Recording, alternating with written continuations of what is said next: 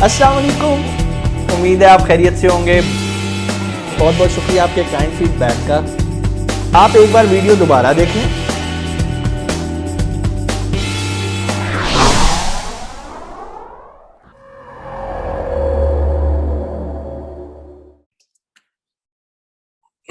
जी, तो आज का हमारा लेक्चर है सोर्सिंग से रिलेटेड। पहले लेक्चर में हमने देखा कि अकाउंट कैसे साइन अप करना है, हमने बेसिक चीज़ें समझी अमेज़ॉन के बारे में। उसके बाद हमने प्रोडक्ट हंटिंग सीखी, प्रोडक्ट के क्राइटेरिया समझे, मैनुअल तरीके से डाटा कलेक्शन कैसे करते हैं वो सीखा। उसके बाद हमने अगले लेक्चर में टूल्स की मदद से सीखा। फिर जब हमने ज़्यूम किया कि अब हमने एक प्रोडक्ट हंट कर ली है, फिर हमने लिस्ट लगानी सीखी, किस तरह से लगाते हैं, डमी लिस्ट क्या होती है, लिस्ट लगाने के लिए यूपीसी कोड्स कहाँ से लिए जाते हैं, ये सब हमने पिछले लेक्चर के अंदर कवर किया था। अब हम एज्यूम कर रहे हैं कि हमारी डमी लिस्ट लग चुकी हुई है और प्रोडक्ट तो ज़ाहिर बात है हमने हंट की है, तो हम डमी लिस्ट लगा चुके हैं ना। सो अब हमारा जो अगला टारगेट है वो ये होता है कि हमने प्रोडक्ट को सोर्स करना है। प्रोडक्ट सोर्स से मुराद ये है कि हमने प्रोडक्ट को ख़रीदना कहाँ से है।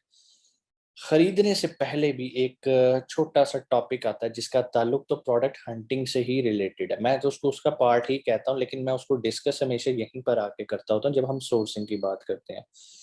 वो होता है उसकी प्राइस। हम में से बहुत सारे लोग कंफ्यूज हो जाते हैं जैसे ही वो, फॉर एग्जांपल जैसे एक सबसे बड़ा प्लेटफॉर्म है अली बाबा का। तो हम लोग क्या करते हैं, फ़ौरन अली बाबा पे जाते हैं। आपने कोई भी प्रोडक्ट ढूंढ लिया, आप क्या करोगे, आप फ़ौरन अली बाबा पे जाओगे, वाह सर यहाँ पे तो $2 की ये चीज़ बिक रही है, और अमेजोन पे तो सर $15 की बिक रही है, वाह सर इतना बड़ा प्रॉफिट, $13 प्रॉफिट, मैं तो रातों रात अमीर हो जाऊंगा। ऐसा हरगिज नहीं होगा। हमने बहुत सारी चीज़ें कैलकुलेट करनी होती है। मिसाल के तौर पे हमने ये देखना है कि वो प्रोडक्ट तो $2 की है उस पर शिपिंग कॉस्ट कितनी आ रही है, जो कि उसने अमेज़न के वेयर हाउस तक पहुंचना है। फिर हमने ये देखना होता है उस पे अमेज़न हमसे कितने चार्जेस ले रहा है एफबीए की मदद में, क्योंकि हम उसका वेयर हाउस यूज़ कर रहे हैं। तो उसकी मद में वो जितने हमसे चार्जेस लेगा हमने उसे कैलकुलेट करने हैं, और ये product to product, category to category vary करते हैं। आपको अपनी प्रोडक्ट के बारे में कैसे पता चलेगा कि अमेज़न मेरे से कितने एफबीए चार्जेस लेगा, वो अभी हम कैलकुलेट करना सीखेंगे। ठीक हो गया? नंबर 2, इसके बाद आपसे अमेज़न एक कोड चार्जेस भी लेता है, उसे हम कहते हैं रेफरल फीस। क्योंकि आप अमेज़न का शॉपिंग मॉल यूज़ कर रहे हो अपनी दुकान खोल के चीज़ें बेचने के लिए, तो वो अपना एक फिक्स कमीशन लेता है हर प्रोडक्ट पे, और वो उसकी अमाउंट होती है 15% ऑफ योर सेल प्राइस। ठीक हो गया? आज हमने पहले तो ये देखना है कि हमने कैसे रेवेन्यू कैलकुलेटर से अपने कंपेटिटर्स का डाटा लेते हुए ये देखना है कि हमें किस प्राइस पे इसको सोर्स करना है, और हमें वहीं पर ही ये भी पता चल जाएगा कि अमेज़न हमसे कितना चार्ज करेगा, और एट द एंड हम ये देखेंगे कि हमें प्रॉफिट कितना बच रहा है। प्रॉफिटेबिलिटी अगर तो हमारी 25% प्लस होगी तो फिर हम उस प्रोडक्ट की तरफ जाएंगे, अदरवाइज हम उसको छोड़ देंगे। एक तो ये फैक्टर हो गया। इसके अलावा हमें एक और बेनिफिट मिलेगा इस एक्टिविटी को करने से, जो कि अभी हम रेवेन्यू कैलकुलेशन की मदद से करेंगे। वो ये होगा, हमें एक एस्टिमेटेड वैल्यू मिल जाएगी कि मैं कोई भी प्रोडक्ट अगर जो बेचने लगा हूँ, मुझे किस कीमत पे वो चाइना से मिलनी चाहिए। अगर तो मैं उस कीमतों से सोर्स करने में कामयाब हो जाता हूँ, तो इट मीन्स कि मैंने एक अच्छी सोर्सिंग कर ली और मुझे 25% प्रॉफिट मिल गया। यहाँ तक आपको बातें समझ में आ गई? ये होगा हमने जो आज डिस्कस करना है। फिर इसके अलावा हम आज एक और टॉपिक भी कवर करेंगे जिसको हम बोलते हैं ब्रांड रजिस्ट्री। कल लास्ट लेक्चर में हमने बहुत बार एक वर्ड यूज किया, ब्रांड रजिस्ट्री होगी तो आप ये कर सकते हैं, ब्रांड रजिस्ट्री होगी तो आप अपनी डिस्क्रिप्शन के अंदर इमेजेस लगा सकते हैं, ब्रांड रजिस्ट्री होगी तो आप अपनी लिस्ट के अंदर इमेजेस के साथ वीडियोस लगा सकते हैं। सो ब्रांड रजिस्ट्री करवाते कैसे हैं? आपको अगर क्लाइंट कहता है कि यार मेरी ब्रांड रजिस्ट्री करवा दो, तो आप क्या मेथड अडॉप्ट करेंगे? चलें पहले ब्रांड रजिस्ट्री को डिस्कस कर लेते हैं, फिर रेवेन्यू कैलकुलेशन की तरफ आ जाते हैं। ब्रांड रजिस्ट्री को जब हम डिस्कस करते हैं तो ब्रांड रजिस्ट्री का ताल्लुक होता है ट्रेडमार्क से, जिस तरह मैंने आपको पहले भी एक ओवरव्यू दिया था। आज थोड़ा डिटेल में जाते हैं। ट्रेडमार्क कंपनी को दिया जाता है, लेकिन अब मैं सुन रहा हूँ कि इंडिविजुअल्स को भी उन्होंने देना शुरू कर दिया, बट नॉट श्योर। कुछ कंसल्टेंट ये ऑफर करते हैं कि भाई हम आपको आपके इंडिविजुअल नेम पे ही ट्रेडमार्क ले देते हैं। लेकिन अगर वो ले भी दें तो मेरी रिकमेंडेशन है कि जब भी आपने एक प्रॉपर बिजनेस करना है तो उसके पीछे एक कंपनी होनी चाहिए, क्योंकि जब कंपनी होती है तो आपको बहुत सारी टैक्स सेविंग होती है। कंपनी के एक्सपेंसेस होते हैं, कंपनी में आप बता देते हो कि भाई ये देखो ये मेरी $1000 की तो मैंने टिकट्स खर्च करके मैं चला गया हूँ, चाइना सोर्सिंग करने गया हूँ। आप अपने एक्सपेंस अपनी कंपनी के अंदर शो कर सकते हैं। जब आप एज ए इंडिविजुअल होते हैं तो आप इतनी चीज़ों को अवेल नहीं कर पाते। सो बिजनेस का बेहतरीन और लॉन्ग टर्म मैथड जो कि सेकेंड फेज पे आपने ऑप्ट करना है वो होगा कंपनी। अब जब आप कंपनी रजिस्टर करेंगे यूएसए के अंदर, यूके के अंदर, कहीं पर भी जहां पर आपका इरादा हो अमेजोन का काम करने का, तो कंपनी रजिस्टर करने के बाद आप जो पहला काम करेंगे वो ट्रेडमार्क अप्लाई करेंगे गवर्नमेंट को। अब ट्रेडमार्क अप्लाई करने के दो तरीके हैं, या तो आप कोई कंसल्टेंसी फर्म हायर करें उसी कंट्री की, या यूएसए की, या यूके की, या स्पेन की, या जहां भी आप काम कर रहे हैं, वो आपको कहेगा जी मैं आपको ट्रेडमार्क ले देता हूँ। ट्रेडमार्क का प्रोसेस यूजुअली वेरी करता है, 6 महीने से 1 साल भी लग जाता है। अब जब तक आपके पास ट्रेडमार्क नहीं आता आप ब्रांड रजिस्ट्री नहीं अप्लाई कर सकते। तो इसका मतलब है आपको 6 महीने, 8 महीने, 1 साल वेट करना पड़ेगा। सो आपके जहन में सवाल आएगा सर इसके अलावा कोई और शॉर्टकट है कि हम सिर्फ अमेजोन को यही दिखा देंगे, ये देखो यार हमने अप्लाई किया, हमें ब्रांड रजिस्ट्री दे दो, ट्रेडमार्क हमने अप्लाई कर दिया, हमें ब्रांड रजिस्ट्री दे दो। लेकिन अगर आप किसी कंसल्टेंट के थ्रू ये काम कर रहे हैं तो अमेजोन उस एप्लीकेशन को एक्सेप्ट नहीं करेगा, आपको वेट करना पड़ेगा अनटिल एंड अनलेस आपका ट्रेडमार्क अप्रूव ना हो जाए, फिर आप ब्रांड रजिस्ट्री की तरफ जाएंगे। लेकिन अगर आप क्विक सोल्यूशन की तरफ जाते हैं तो अमेजोन आपको बहुत सारे कंसल्टेंट रिकमेंड करता है। अमेजोन के सेलर सेंट्रल से ही हमें बहुत सारी कंपनीज मिल जाती हैं जो कि हमारी ये जिम्मेदारी संभाल लेती हैं।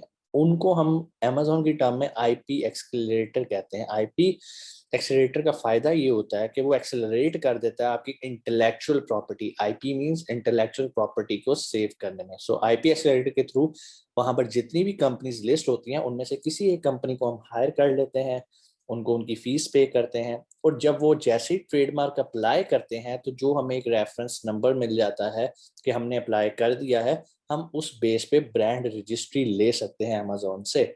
मीन्स के हमें 6 महीने, 1 साल का वेट नहीं करना पड़ेगा। ये काम कैसे किया जाता है चलें पहले हम इसको देख लेते हैं। पहले ब्रांड रजिस्ट्री को कवर कर लें, बहुत बड़ा टॉपिक नहीं है ये जो चीजें मैंने आपको बताई हैं, थोड़ा सा मैं आपको प्रैक्टिकली बताऊं कि सेलर सेंट्रल से आप कैसे ब्रांड रजिस्ट्री से पहले का जो प्रोसेस है यानी कि ट्रेडमार्क का वो कैसे अप्लाई कर सकते हैं। चलें मैं स्क्रीन शेयर की तरफ आपको लेके जा रहा हूँ। हमने अब देखना है कि हम अमेजोन के सेलर सेंटर को यूज करते हुए कैसे ट्रेडमार्क अप्लाई कर सकते हैं। इसके लिए हम दोबारा मेन्यू बार में आएंगे और इस पे क्लिक कर देंगे। हाँ, यहाँ पर हम नीचे आएंगे तो यहाँ पर आपको लिखा नजर आ रहा है एप्स एंड सर्विसेज। तो जब हम सर्विसेज में आएंगे तो यहाँ पर नीचे आएगा एक्सप्लोर सर्विसेज। तो हम जाएंगे एक्सप्लोर सर्विसेज में कि अमेजोन हमें क्या क्या सर्विसेज देता है। अमेजोन हमें बहुत सारी सर्विसेज देता है, हम जो चाहे वहां पर ऑप्ट कर सकते हैं। अब हम थोड़ा सा नीचे स्क्रॉल डाउन करेंगे, वो आपसे पूछेगा कि भाई आप कहाँ पर लोकेट कर रहे हैं। यहाँ पर जब वो पूछेगा ना कहाँ लोकेट कर रहे हैं तो आपने पाकिस्तान नहीं लिखना, क्योंकि आपको जिस कंट्री में सर्विसेज चाहिए आपको वहाँ का लिखना है।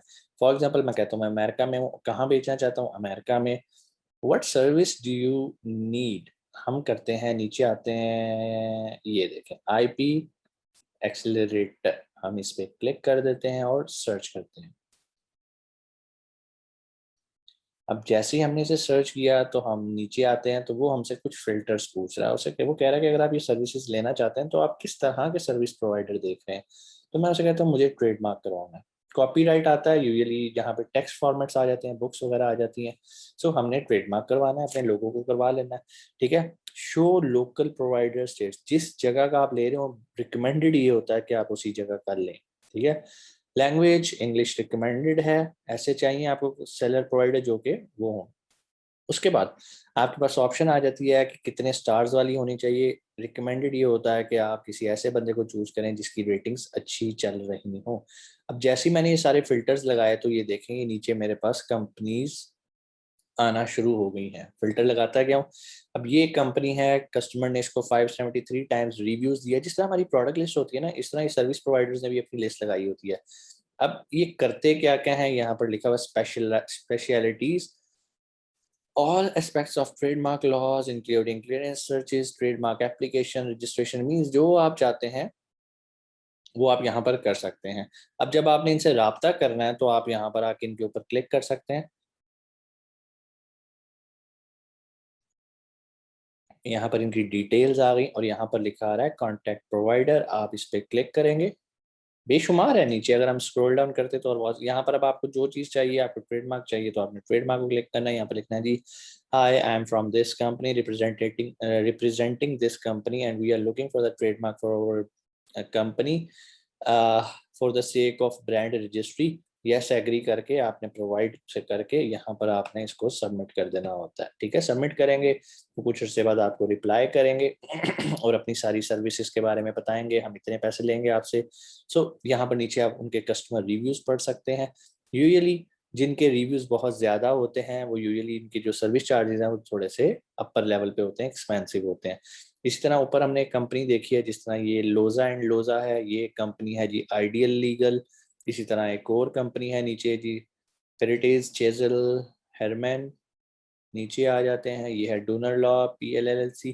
सब बेशुमार कंपनीज हैं। आपने कोशिश करनी है ऐसी कंपनी को पिक करें जिसकी रेटिंग जो है वो अच्छी हो, 4.5 हो, लेकिन उसके रिव्यूज कम हो। ऐसे लोग, इसका मतलब है न्यू कंपनीज होते हैं और वो कस्टमर को अच्छी सर्विसेज देने के चक्कर में प्राइस आपको कम कोट करते हैं। जिस तरह ये 67 रिव्यूज, लेकिन इसकी क्वालिटी ऑफ सर्विस स्टार्स से पता चल रही है। सो ये एक अच्छी कंपनी है, आप इससे रब्ता करें, ये आपको कम पैसों में एज कम्पेयर टू अदर अपनी कोटेशन देंगे। आप इन सबसे भी रब्ता कर सकते हैं, जिसकी अच्छी कोटेशन मिले आप उसकी तरफ जाएं।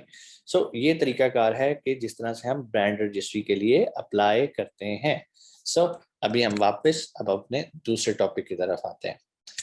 ये तो आप लोगों ने देख लिया कि ब्रांड रजिस्ट्री कैसे की जाती है। ब्रांड रजिस्ट्री अब हमने करवा ली है।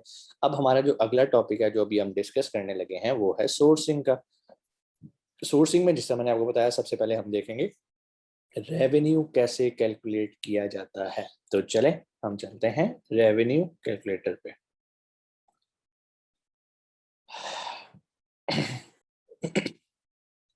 नहीं जी, अब हमने देखना है कि हमने कैसे रेवेन्यू कैलकुलेट करना है अपनी प्रोडक्ट का, और ये देखना है कि क्या ये प्रोडक्ट हमें फ़ायदा भी देगी या नहीं। बाकी सारे फैक्टर्स तो हमारी प्रोडक्ट ने पूरे कर लिए, लेकिन क्या ये हमारा वो जो एक लास्ट फिल्टर है प्रोडक्ट हंटिंग का कि हमारा प्रॉफिट मार्जिन 25% प्लस होना चाहिए, क्या उस पर ये पूरा उतरी या नहीं। उसका तरीकाकार ये है, आपने यहाँ पर आके लिखना है रेवेन्यू कैलकुलेट। अब जैसे मैंने ये लिखा, ये आ गया अमेजोन।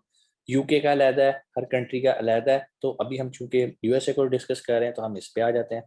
मैं जैसे ही आऊँगा यहाँ पर आप देखें, पहला लिंक मुझे मिल गया प्रॉफिटेबिलिटी कैलकुलेटर का, मैंने इस पर क्लिक कर दिया।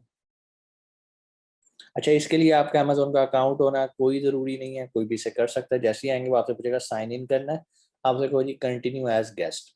ठीक हो गया। अब दो तरीके हैं यहाँ पर, जिस तरह मैंने आपको बताया था कि हम जिस भी रीजन में अकाउंट साइन अप करते हैं हम दूसरे कंट्रीज में भी बेच सकते हैं। इसी तरह चूंकि हमने अभी Amazon.com का इंतखाब किया, यहाँ पर देख रहे हैं, तो यहाँ पर मुझे जो वो कंट्रीज की ऑप्शन देगा, 3 देगा, कनाडा, मैक्सिको एंड यूएसए। मैं अभी यूएसए को स्टडी कर रहा हूँ तो ये मेरे सामने एक टेबल आ गया। अब दो तरीके हैं इसके। एक तरीकाकार ये है कि मुझे अपनी प्रोडक्ट की डायमेंशंस पता हो, एग्जैक्ट वजन पता हो और कैटेगरी राइट हो, और मैं यहाँ से एस्टिमेट पे क्लिक करूंगा तो मुझे डाटा मिल जाएगा। जबकि मैं जिस मेथड को ऑप्ट करता हूँ वो थोड़ा डिफरेंट है। उसमें ये होता है कि मैं अपने कंपेटिटर्स को देखता हूँ। फॉर एग्जांपल ये एक कोई भी प्रोडक्ट की लिस्ट यहाँ पे भी शो हो जाती है हमारे पास, या कुछ भी हम खुद लिख देते हैं, लाइक हर ग्राइंडर लिख देते हैं। अब ये हर ग्राइंडर्स खुल गए। अब फॉर एग्जांपल मेरा ग्राइंडर जो है वो इससे मिलता जुलता है। क्यों इससे मिलता जुलता है? एक तो मेरा जो है वो 4 पीसीज वाला है और साइज भी मेरा 2.5 है। अब जब 4 इंचेस और 2.5 है ना, फिर मेरे अगली चीज देखनी होती है कि क्या इसका मटेरियल सेम है। यस, मैं भी एल्यूमिनियम में बेच रहा हूँ, इट मीन्स कि इसका वेट और मेरी प्रोडक्ट का वेट सिमिलर होगा। मैं क्या करूंगा, मैं इस प्रोडक्ट को पकड़ूंगा, यहाँ से मुझे इसकी प्राइस पता चल रही है 19.97, ठीक है, और मैं इसका करूंगा एसिन कॉपी। एसिन क्या होता है? Amazon स्टैंडर्ड आइडेंटिफिकेशन नंबर, पिछले लेक्चर्स में हम देख चुके हैं। आप यहाँ से भी इसको कॉपी कर सकते हैं, और इसके अलावा नीचे भी आपको ऑप्शन मिलती है, मैं आपको वो भी दिखाता हूँ, जहाँ से आप इसका एसिन को कॉपी कर सकते हैं।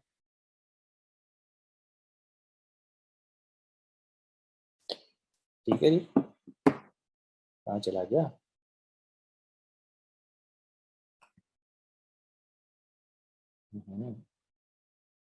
स्क्रीन गायब हो गई। जी, सबको स्क्रीन नजर आ रही है ना? जी सर। सही है। तो हम आते हैं यहाँ पर नीचे प्रोडक्ट इन्फो में, यहाँ से भी हमें इसका एसएन मिल जाता है। आपको मैं सिर्फ इसलिए सारे मेथड्स बता रहा हूँ ताकि आपको पता हो। जब आप नीचे आएंगे तो आप यहाँ से एक चीज़ देखेंगे कि क्या मेरी प्रोडक्ट का भी वेट इतना ही है, क्या मेरी प्रोडक्ट की डायमेंशंस भी इतनी है। 19-20 का फर्क हो तो कोई ज़्यादा फर्क नहीं होता। ठीक है, सो हमने यहाँ से एसएन कॉपी कर लिया।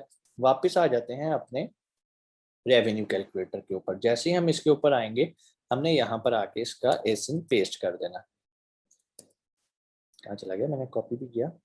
यहाँ से control C and here control V. ठीक है, जैसे ही मैंने कॉपी करके सर्च करना ना, तो ये देखें ये उसी प्रोडक्ट को उठा के ले आया। इसने वेट भी खुद ही निकाल लिया और इसने साइजेस भी ले लिए। अब मेरे सामने नीचे एक टेबल एक्टिव हो गया। ठीक है, ये टेबल को आपको समझना है।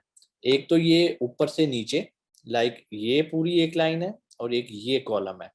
ये कॉलम उनके लिए है जो FBM कर रहे हैं, ये कॉलम उनके लिए है जो FBA कर रहे हैं, जो अमेजोन फुलफिलमेंट के जरिए अपनी प्रोडक्ट को बेच रहे हैं। सबसे पहले तो हमें उसे बतानी है भाई आइटम प्राइस। मिसाल के तौर पे आप कहते हैं जी आपकी प्रोडक्ट $9.99 की है। ठीक है, इसका ताल्लुक कहाँ से होता है कि आपके कंपेटिटर क्या बेच रहे हैं। खैर, आपने अपने कंपेटिटर से कुछ प्राइस नीचे रखनी है। खैर, मेरा कंपेटिटर यहाँ पे $19.99 पे बेच रहा है, लेकिन चलो मैं 9.99 करता हूँ। ठीक है, शिपिंग को इग्नोर करते हैं, नीचे आते हैं, कहते हैं शिप टू अमेजोन। अमेजोन तक शिप करने के आपको कितने पैसे लग रहे हैं। मैं कह देता हूँ चलो जी $1 लग रहा है, शिपिंग महंगी हो गई है। ठीक हो गया। उसके बाद नीचे आ जाते हैं, यहाँ पर बाय डिफॉल्ट उसने 1 लिखा हुआ है, आपने से 1 रहने देना है। उसके बाद आ जाता है cost of the product. Cost of the product में आ जाते हैं कि आपको चाइना से वो प्रोडक्ट कितने की मिल रही है। चूंकि हमें भी पता ही नहीं है कितने की मिल रही है, और यही काम करने के लिए तो हम यहाँ पर आए हैं ताकि हमें पता चल जाए कि हमें किस प्राइस पे चाइना से सोर्स करनी है। मैं डायरेक्ट आगे कैलकुलेट का बटन दबाऊंगा। अच्छा, जैसे मैंने कैलकुलेट का बटन दबाया तो आप देखें यहाँ पर कितनी सारी वैल्यूज आ गई। मेरे लिए जो इंपॉर्टेंट वैल्यूज हैं वो ये ब्लू वाली हैं। ठीक है, लाइक $1.5, $1.5 जो है अमेजोन में से चार्ज कर रहा है। क्या, ये अमेजोन की फीस है, रेफरल फीस है। ये देख सकते हैं, यू पे रेफरल फी एंड क्लोजिंग फी। ये कितनी है, 1.5, जो कि 15% होती है किसके, मेरी सेलिंग प्राइस जो कि $10 है, उसका जो बनता है वो 1.5 बनता है। इस पे अगर मैं माउस लेके जाऊं तो आपको अंदाजा हो जाएगा कि ये आपको क्या एक्सप्लेन कर रहा है। मेरे से वो $1.5 कर रहा है जो कि 15% बनती है। उसके बाद इंपॉर्टेंट चीज आ जाती है फुलफिलमेंट बाय अमेजोन फीस, कि आपको FBA फीस इस प्रोडक्ट पे, इस कैटेगरी पे कितनी पे करनी पड़ेगी। तो वो आपको यहाँ पर लिखी आ रही है $3.47 आपसे अमेजोन ले लेगा। वो ये भी चार्ज करेगा आपसे और ये भी चार्ज करेगा। ठीक है, और ये आपकी सेलिंग प्राइस है। शिप टू अमेजोन का ये खर्चा आ गया। सारा कुछ करते कराते उसने आखिर पे कहा कि भाई $4 आपको प्रॉफिट हो रहा है, जो कि कितना बन रहा है, 40%। लेकिन अगर आप देखें तो इसमें मैंने अपनी बाइंग प्राइस अभी नहीं लिखी कि मुझे चाइना से वो कितने की कीमतें खरीद है। मैं मिसाल देता हूँ कि मेरी कीमतें खरीद है $2। मैं इसे दोबारा कैलकुलेट करता हूँ तो ये देखें मेरा प्रॉफिट अब रह गया 20%। मैं इसकी प्राइस को दोबारा चेंज करता हूँ। इट मीन्स कि मुझे $2 का नहीं खरीदना। अगर मैं $2 का खरीदता हूँ तो मुझे 20% प्रॉफिट बचता है। ठीक है, मुझे कितने का खरीदना है, लाइक मैं ट्राई करता हूँ, लाइक अगर मुझे 1.5 का मिल जाए तो फिर कितना प्रॉफिट बनता है।